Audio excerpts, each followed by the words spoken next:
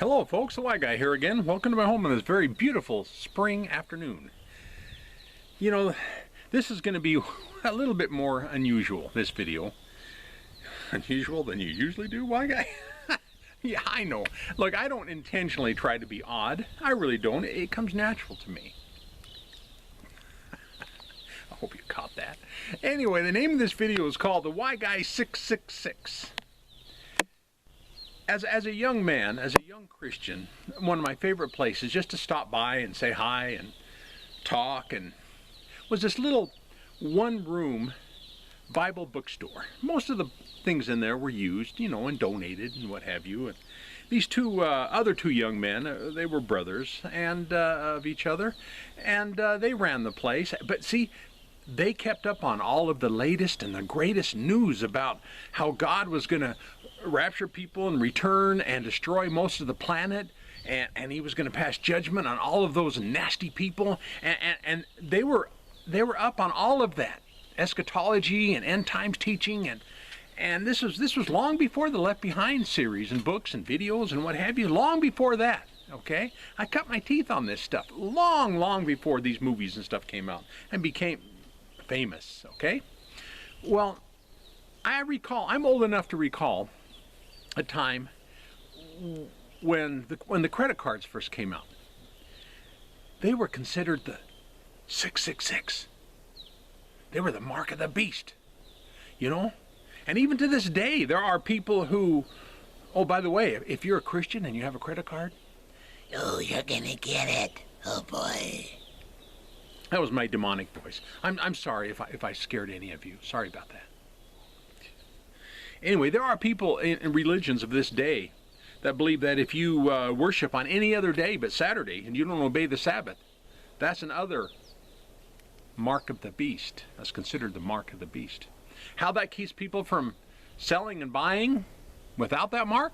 Hey, you got me. And the credit card, looking back, the credit card, you know, you can buy and sell anything with that thing. But of course, the criteria for the mark of the beast was you couldn't buy and sell, you see. And then those two guys at that Bible bookstore, you know, they confirmed some stuff because they saw it with their own eyes. Where a customer of theirs came into their store one time, and on the routing code, the routing number of the Social Security check, it had the number 666. Oh, there. Sorry. You know, I didn't push it down. That voice. Gosh. You know, and then how many movies have we seen recently where the UPC symbol, you know, the lines that are drawn vertically, you know, that are used with the scanners and stores and what have you, that the lines have been put on somebody's forehead or their back of their hand, you see? So, but yet, people can go and buy stuff with that mark everywhere. Matter of fact, it's hard to buy stuff without that mark. But yet, there is something, though, that today best defines that you can't buy without this mark, okay? All right, bear with me here. Make sure I don't do it upside down and backwards. Okay. Now, without this thing right here, this thing that I'm pointing at, yes, this right here.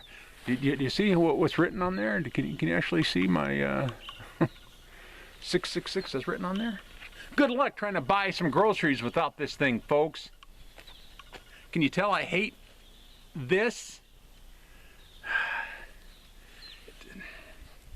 You know, there's an old movie, there's a movie out where the line in it was, "Stupid is what stupid does." How am I not supposed to think that this is stupid? When I drive down the road, and I can't tell you how many people I see that are alone in their car wearing this stupid thing. And I'm the one that's deceived? Oh my gosh. People walking down the street by themselves, nowhere near anybody. Come on, folks. Anyway, that's not the point of this video. I'm gonna come back to things here that Mark and all this, you'll understand here in a minute. But you know, there are people, speaking of stupidity, there are people who believe that the earth is flat. You can Google flat earthers, YouTube, And you'll see a bunch of videos on that. And there are those people who believe that it's round. The point is, which one is it, folks? It can't be both. Someone is lying. Or blatantly stupid. All right? So when the people who say that it's round and they produce evidence of its roundness to those who claim that it's flat, the flat earthers claim that the evidence was fabricated. Isn't that convenient? Evidence be damned. Okay? What a cop-out. Anyway, I had a good friend, and I hate to use the word had because that means past tense. And that saddens me. It really does. But I had a friend who claims that Trump is still president and Biden is only in the White House for appearance sake. I'm assuming, this is part of where I'm assuming it's possibly to keep the peace and avoid a civil war. I mean, I can't think of any other reason. Okay? You know, and possibly according to those people who believe the same way as my friend and who he's been listening to. Oh, man. Regardless, any evidence that is produced proving that Biden is the real president, the evidence is deemed as fabricated. Conveniently. Okay? Does that sound familiar? You know, it even gets worse. True story. A few days ago, I'm a leatherman by trade, okay? And a few days ago, I give my friend a call thinking that, you know, he may not have anything to do today. Maybe he'll like to hang out. That's what friends do. They hang out with each other, okay? And so I gave him a call, and I knew I was going to be driving right past his house. So I gave him a call and said, hey, would you like to hang out? I got a leather sofa that I've got to do a quick repair on, and you're right on the way. And he says, yeah, come by and pick me up. You know, it was that kind of a thing. And so I show up, and, you know, he's outside, and, you know, and I get out of the car, and I notice, you know, from body language, this guy was biting at the bit to ask me a question. So he did, in a few minutes. He said, did you get stuck? And I knew he was referring to the vaccine, okay? And I said, yeah, I got stuck. And he goes, no, seriously, did you get stuck? And I went, no, seriously, I got stuck. And he goes, no, I'm not joking around. Did you get the vaccine? And I went, no, I'm not joking. I got the vaccine. He says, well, man, I can't go with you. I just can't go with you then. I can't be in the same car with you. So now apparently the treatment is far worse than the disease itself, apparently. Or the virus. It's not a disease, it's a virus, for Pete's sakes.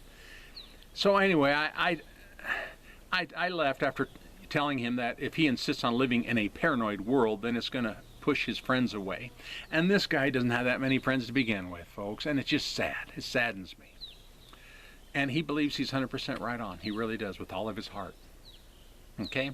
So just for kicks, though, I Googled the polio vaccine, which is circa 1955, and as well as the smallpox, which is circa way back 1796. And did you know that there were groups of people way back then saying similar things about the government and about the vaccines? Similar, not the same, because, you know, technology is different, whatever. And anyway, they're saying the same thing, similar things as what people today are saying about our more recent vaccine, okay? Guess what, folks? The polio and the smallpox vaccines were somewhat experimental, too, as well. They were. So over 60 years has passed since the polio vaccine and over 200 years since the smallpox. So if what the naysayers back then, if what they were saying is true, then history would have proven them right. But history is ignored because of one little four-letter word. F-E-A-R. You know, the part that bothers me the most about this whole thing is that fear is often disguised as wisdom. Did you hear me right? I said, yes, fear is often disguised as wisdom.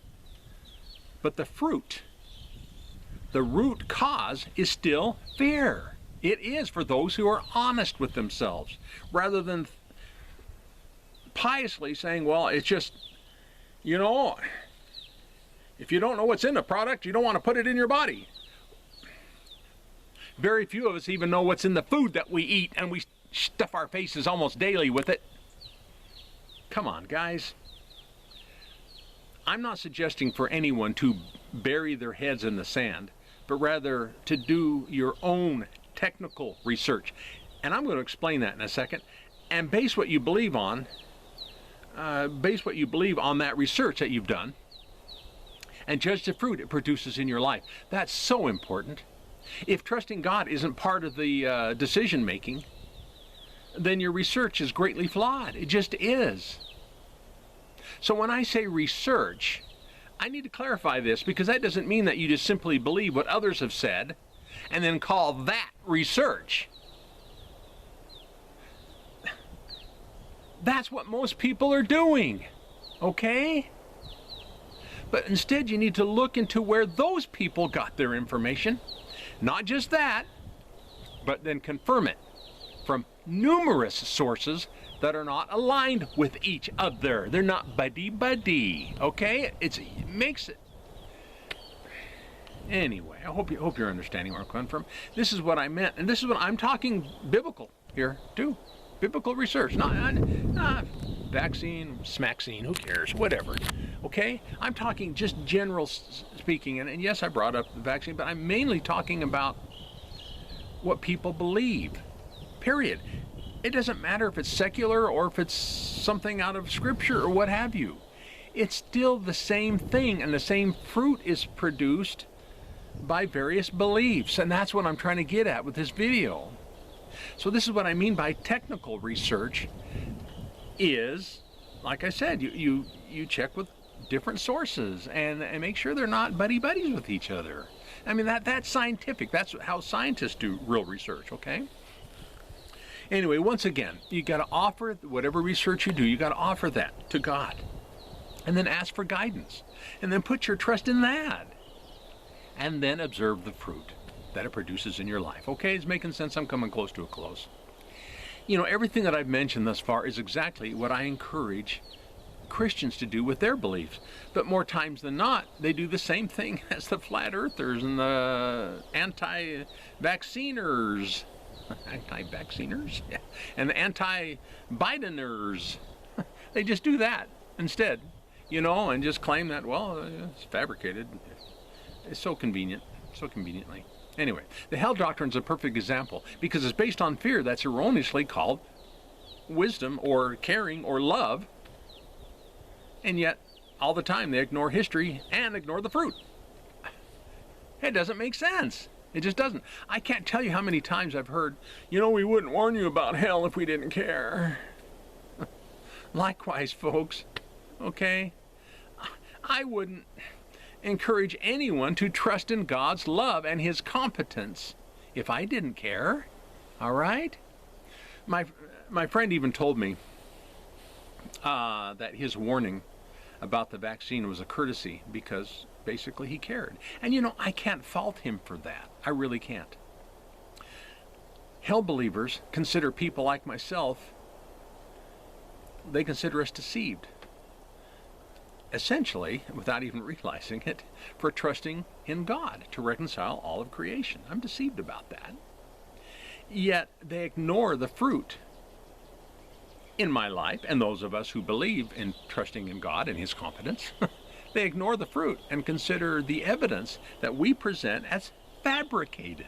Again, does that sound familiar? Likewise, conspiracy-believing people look at us as deceived minions that have drank a fabricated Kool-Aid, not even considering that they themselves are drinking a different flavor of Kool-Aid themselves. I mean, it's all due to fear, and that's the point I'm trying to get across here. The fruit. If you're going to believe in a governmental conspiracy that the government intentionally wants to kill countless numbers of people, okay, with the vaccine, and then believe that everything that we hear that might disprove that is nothing but a fabrication, can you see that the exact same thing can be said of you as well? All right? Regardless, if you believe in a governmental conspiracy or you believe in hell, there's a lot in common with those two. They will rob you of a peace. They really do. They rob you of a vivified life. They cause division between family and friends. Does all that sound like good fruit? Being robbed of all that? Okay? A minute came up and blew my notes away, so I'm going to pretty much call it quits. Anyway, what gets me though about this whole scenario is love has very little to do with any of it. So here on one hand, we've got bad fruit, and on the other hand, there's little to no love. And I'm the one who's drinking the Kool-Aid? Look me up on Facebook. I have a group called the Why Guy Group. It's a private group. I also have an avatar name that's public under the name of Jonathan Jones. Consider giving me a thumbs up, thumbs down on this video. I'm assuming most people, I might be getting a few more thumbs down than I normally do because of the way I presented this video. And if you are going to leave comments, because I've hit on a few things that I've made fun of possibly a few of my very wonderful subscribers. Unintentionally made fun of you, okay? If you're one of my subscribers that are driving down the road wearing this thing and you're alone in the car, I'm sorry. I really am, for two reasons, but I'm sorry, okay? And anyway, if you're going to leave comments, make sure they're polite. Be more polite than I was on this video, okay? Don't be a hypocrite like yours truly. And I'm going to leave 6 links. 3 to my books that I have on Amazon, and 1 to my website called thatwhyguy.com, and 1 to Patreon, and hopefully I don't lose too many Patreon supporters doing this video, and 1 to coffee. If you would like to buy me a cup of coffee, I'd certainly appreciate it. Thank you for understanding where I'm coming from, and for making light of some things that maybe some of you take as very serious. And just know that you're loved. You really are. Thank you for viewing.